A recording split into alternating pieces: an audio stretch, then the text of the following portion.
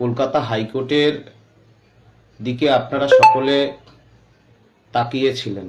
আমাদের অনেক বোন যারা দৃষ্টিশক্তি হারিয়েছে, যারা ফিজিক্যালি হ্যান্ডিক্যাপ, যারা বয়স পেরিয়ে গেছে, যারা অনেক পার্সেন্টেজ কম আছে, বিভিন্ন প্রতিবন্ধকতা, সকলেই চেয়েছিলেন যাতে পরীক্ষাটার উপর স্টে পড়ে। মহামান্য কলকাতা হাইকোর্ট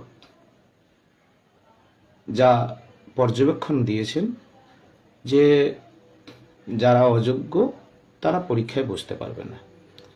এখন অযোগ্যদের খুঁজে বার করার কাজ কাদের? রাজ্য সরকার।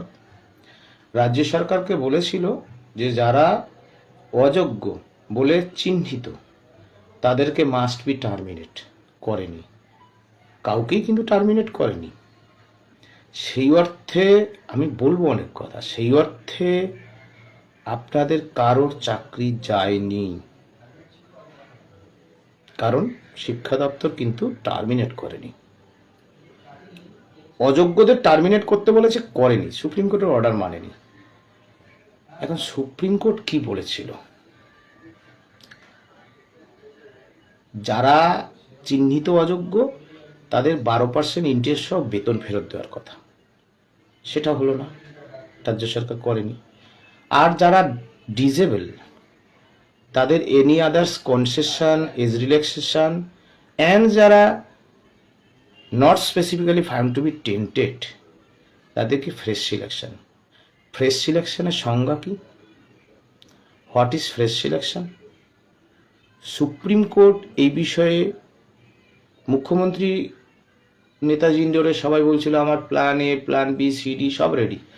আমি সুপ্রিম কোর্টের কাছে ক্লারিফিকেশন চাইব, তা আপনি এতদিনেও চাননি কেন? সুপ্রিম কোর্টে এমএ ফাইল করে নিজের পাপ ধুয়ে ফেলার জন্য একটা বেআইনি নোটিশ প্রকাশ করেছেন। দেখুন এই নোটিশটা কেন বেআইনি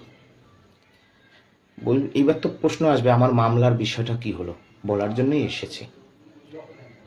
হতাশ হবেন না, আশা ছাড়বেন না।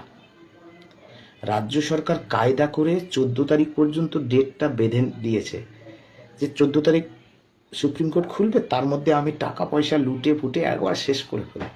এটা ফোন দিই, আমারও তো চাকরি গেছে। ফলে আপনার কথা যখন আমি বলবো ওটা তো আমারই কথা। আমার ওই চাকরি চলে গেলে আমার বাবা মার মুখে আমি কি খেতে দেব? শিক্ষাকর্মীরা জোগাড়ে কাজ করতে যাচ্ছে, ওরাই জানে ওদের কি কষ্ট। আগামীকাল শিক্ষাকর্মীদের আন্দোলন আছে, সেই আন্দোলনে সকলে অংশগ্রহণ করুন। আমি পুরুলিয়াতে চলে যেতে হবে, মাননীয় আইসি স্যারের সাথে আমার বৈঠক আছে। আমি আবারও বলবো, আজকের দিনে সব অংশের যোগ্য চাকরিহারারা আপনারা যখন হতাশ, আপনারা আর একটা রাত বুকে পাথর চাপা দিয়ে কাটান। দুটো মামলায় ডিফেক্ট কিওর হয়ে সুপ্রিম কোর্টে শুনানি হবে। আমরা যে বিশিষ্ট মানুষদের কাছে গেছি, উপেন্দ্রনাথ বিশ্বাস মহাশয়, জাস্টিস অভিজিৎ গাঙ্গুলি, জহর সরকার, সবাই কিন্তু আমাদের বলেছে দেরি হয়েছে কিন্তু তুমি সঠিক পথে আছো। আমার কথা না হয় আপনারা ভরসা করলেন না, কিন্তু তারা তো সমাজের কৃতি মানুষ। দেরি হয়েছে, একটু ভরসা রাখুন।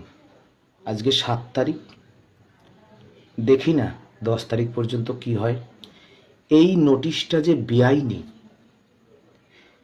সাম্যের অধিকার লঙ্ঘিত হয়েছে। এই নোটিশে যা এসএসসি 2016 প্যানেলে ভ্যাকান্সি ছিল সেই ভ্যাকান্সিও নেই।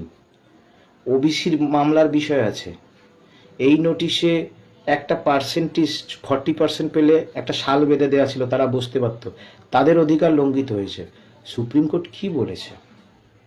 যে যারা ডিজেবল আর যারা not specifically found to be tainted, এদের জন্য, যারা not specifically found to be tainted তাদের শুধুমাত্র এজ রিল্যাক্সেশন দাও, আর যারা ডিজেবল তাদের সরকার যদি মনে করে তাহলে তাদেরকে কনসেশন দিয়ে ফ্রেশ সিলেকশন করতে বলেছে। সেটা মানা হচ্ছে না। সুতরাং এটা অবৈধ নোটিশ, মামলাটা কোর্টে উঠলে স্টে পড়ে যাবে। হাইকোর্টের কথা বলেছে। এখন সুপ্রিম কোর্টের লড়াইয়ে বিশেষ করে ফোকাস করতে হবে।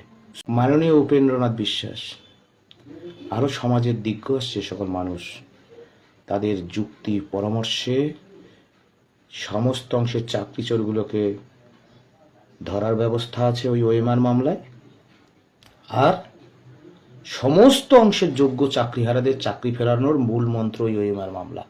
ওএমআর মামলা যুগান্তকারী মামলা। ওএমআর প্রকাশিত হলে সব চাকরিচোর ধরা পড়বে, সব যোগ্যরা চাকরি পাবে। যে আমাদের সহপাঠীরা যে যোগ্য ওয়েটিং দিনের পর দিন কাতরেছে, রাসমণিরা, সবার মুক্তি মিলবে। আপনারও চাকরি বাঁচবে, এই কলঙ্কের হাত থেকে সারা জীবনের জন্য বাঁচবেন। হ্যাঁ,